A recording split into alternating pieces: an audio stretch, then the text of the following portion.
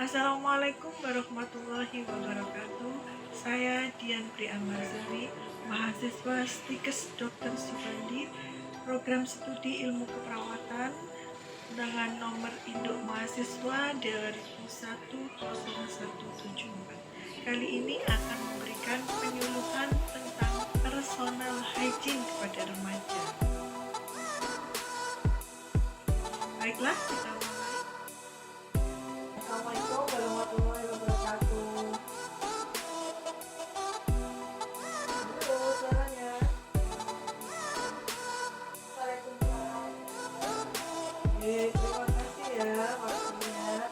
Mohon maaf mengganggu waktunya. Di sini saya Dian Priamazari, mahasiswa Stikes Dr. Subandi Jember, program studi ilmu keperawatan, akan memberikan penyuluhan kepada adik-adik tentang menstrual hygiene, yaitu menjaga kebersihan saat datang bulan.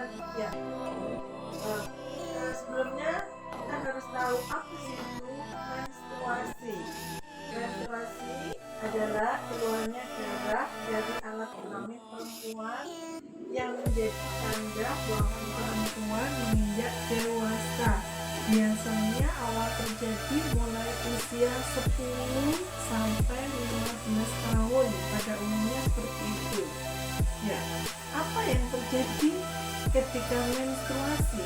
Menstruasi itu darah keluar dari vagina atau kelamin secara alami selama 2 sampai 7 hari. Menstruasi biasanya terjadi satu kali setiap 21 hari atau 35 hari sekali.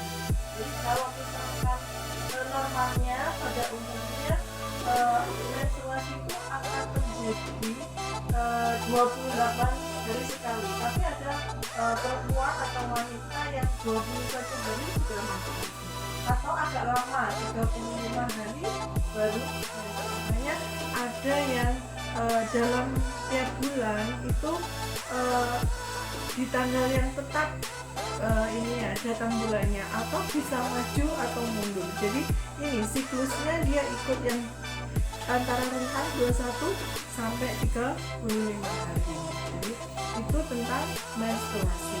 Sekarang kita akan belajar bagaimana cara menjaga kebersihan selama menstruasi. Pertama, ganti pembalut secara teratur. Ganti pembalut setiap 3 atau 4 jam sekali. Terus menjaga daerah kewanitaan agar tetap kering. Bila BAK atau BAB, gunakan tisu untuk mengeringkan. Ya, adik-adik. Setelah itu, membersihkan daerah kewanitaan dari darah dan cairan. Basuhlah daerah kewanitaan dari depan ke belakang.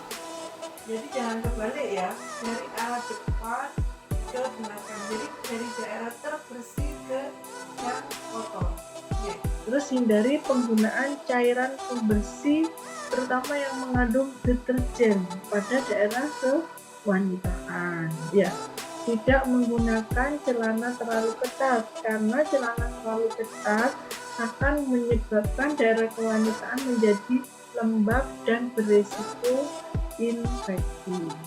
Selanjutnya, cuci tangan pakai sabun baik sebelum dan sesudah mengganti pembalut. Sekarang tentang pembalutnya.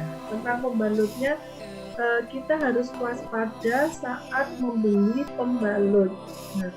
Seluruh produk saniter memiliki batas pakai. Perhatikan tanggal kadaluarsa sebelum membeli ya. Terus kalau misalkan pembalut itu sudah berjamur, berubah warna, berbau, tidak boleh lagi digunakan. Jangan gunakan yang kemasannya rusak, karena ada kemungkinan terjadi kontaminasi bakteri. Dampak dari kadaluarsa pembalut itu bisa gatal, bisa peningkatan keputihan atau infeksi kelamin dan lain sebagainya. Untuk para perempuan nih, para wanita, lapor jika mengalami menstruasi lebih dari 15 hari ataupun terjadi keputihan berkepanjangan dan berbau setelah masa menstruasi selesai. Segera akses ke fasilitas kesehatan terdekat. Oke. Ya. Sekarang di masyarakat juga ada mitos ya. Mitos bahwa kalau perempuan menstruasi tidak boleh keramas karena bisa menghentikan menstruasi. Itu mitos yang salah, karena keramas dan mandi justru penting dilakukan saat menstruasi menjadi bersih dan sehat. Jadi kita harus dengan mitos-mitos yang ada, misalkan nggak boleh potong kuku segala macam, jadi harus cerdas dengan mitos-mitos yang ada di sekeliling, dan kita harus cari faktanya. Sampai di sini adik-adik ada pertanyaan? Menurut?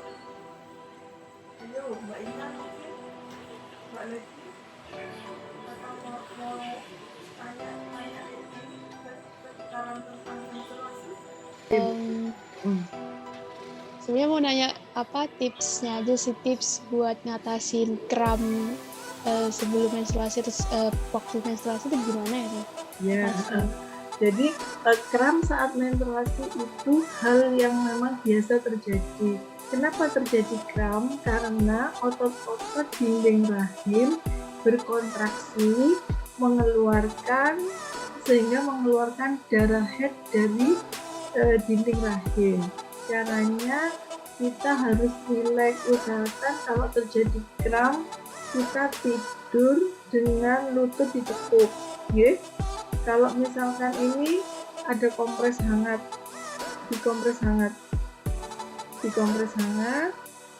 Kalau memang terjadi kesakitan yang hebat, kita minum obat pengurang nyeri.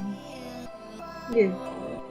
Biasanya sedia nggak kalau misalkan memang ada punya keluhan atau riwayat kalau menstruasi itu ada kram, kita paling nggak punya sejenis Feminak ya, kalau di pasaran merek Feminak ya, atau boleh pakai obat yang sejenis paracetamol atau ibuprofen, itu pengurang nyeri, bisa dipakai. Paham Mbak Pena? Sudah jelas? Sudah. Misalnya kalau memang kita tidak memungkinkan untuk tidur dengan posisi menekuk gitu ya, lutut ditarik ke mana ya, ke arah dada, kita bisa istilahnya duduk jongkok, boleh ya, duduk biasanya itu kalau orang Jawa bilang mendeku gitu ya, seperti itu, karena memang otot-otot dinding rahim lagi berkontraksi untuk bisa mengeluarkan darah head gitu. Jadi ada perlukaan dinding rahim. Jadi memang secara fisiologis prosesnya seperti itu, dan rasanya ada nyeri. Tapi ada beberapa wanita yang tidak bermasalah, artinya ambang nyerinya dia bisa mengatasi bahwa hal itu hal yang biasa, tidak terasa nyeri. Tapi ada yang sensitif dengan nyeri yang hilang timbul setiap bulannya, dia merasa yang nyeri yang hebat seperti itu ya. Mungkin yang lain, selamat bergabung Mbak Rania. Mbak Lady mungkin ada pertanyaan?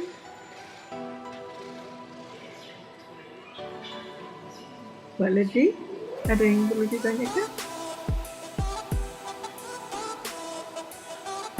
Tidak ada. Oke. Sudah, kalau dirasa cukup, saya tutup. Terima kasih atas waktunya. Wassalamualaikum warahmatullahi wabarakatuh. Selamat malam. Waalaikumsalam warahmatullahi wabarakatuh. Terima kasih Mbak untuk semuanya.